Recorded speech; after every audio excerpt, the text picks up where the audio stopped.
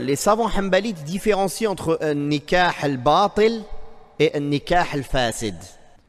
Un nikah al-fasid qui est perverti, c'est celui qui n'est pas valable, mais il y a des avis de savants qui pourraient le considérer valable, bien que eux ne le considèrent pas valable.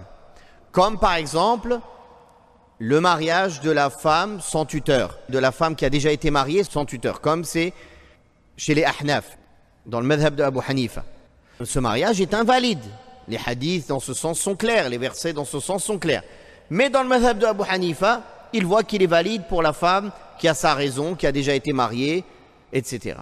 Si quelqu'un s'est marié de cette manière-là, sans tuteur, ou il manquait des conditions de validité du mariage, par ignorance, et il vient à divorcer son épouse, alors on dit que c'est un divorce effectif directement. C'est-à-dire qu'il n'y a pas la possibilité qu'il revienne sur son divorce. Il devra refaire un mariage, mais cette fois en bonne et due forme, avec le tuteur, avec les conditions. Vous avez compris? Par contre, si ils sont dans un pays où tous les ulama ils disent que ce mariage est haram, il est caduc, et eux ils savent cela, ils savent que la fatwa dans leur pays c'est ça, c'est des gens du commun, ou bien qu'ils savent avec les preuves que le mariage sans tuteur est invalide. Mais comme il y a un avis qui existe, ils suivent leur passion et ils se marient sans tuteur. Cela, leur mariage est batil, il n'est pas seulement fasid. Il y a une différence. Il est caduc et il est grave.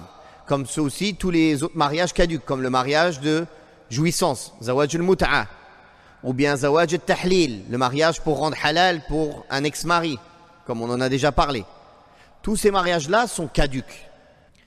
Donc si un homme s'était marié d'un mariage perverti par une condition qui en réalité est manquante, ou un pilier qui en réalité est manquant, mais il était ignorant, ou bien il a suivi la fatwa de quelqu'un qui l'a mal conseillé, et il a divorcé son épouse dans ce cas-là, alors cette femme-là, elle fait sa période de viduité, mais il ne peut pas la récupérer.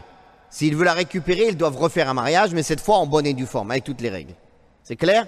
Donc ça s'appelle un talaq ba'in. Le mariage effectif, en arabe, c'est dit talaqun ba'in. Et le talaqul ba'in, il peut être ba'in baynouna sughra ou baynouna kubra. Effectif d'une application grande ou petite. Grande, c'est troisième divorce. C'est-à-dire, il ne peut pas la reprendre en mariage direct. Même maintenant, s'il voulait se remarier, il ne pourrait pas. Et les trois autres cas que l'on cite là, on a cité deux, c'est baynouna sughra. C'est effectif d'une petite application. C'est-à-dire qu'il peut se remarier avec elle, car il n'a pas épuisé ses trois divorces. Le quatrième cas où c'est un divorce effectif et accompli, c'est quand c'est contre une contrepartie. Comme on a vu dans le chapitre du khula auparavant. Même s'il a dit tu es divorcé, et que chez certains savants il est considéré comme un divorce, c'est un divorce, c'est pas un khula, d'accord? Elle attend sa période de viduité, 3 périodes de menstru, mais il ne peut pas la reprendre pendant cette période. Sauf avec un nouveau mariage. Sauf avec un nouveau mariage.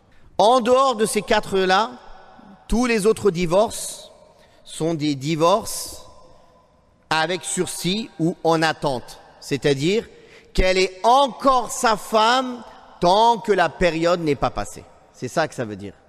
Et qu'il a encore la possibilité de revenir sur sa décision tant que la période de viduité n'est pas passée.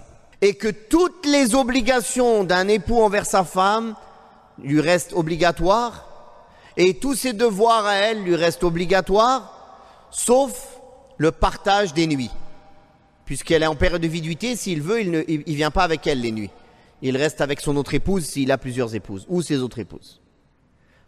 Si par contre, comme un accord, elle ne veut pas rester, par exemple, sous ses dépenses, et dans sa maison, et lui, il est d'accord avec cela, alors elle peut sortir, aller chez ses parents, par exemple. Si eux deux sont d'accord. Mais si eux deux ne sont pas d'accord, normalement, elle reste dans la maison conjugale, dans le foyer conjugal, jusqu'à la fin de la période de viduité.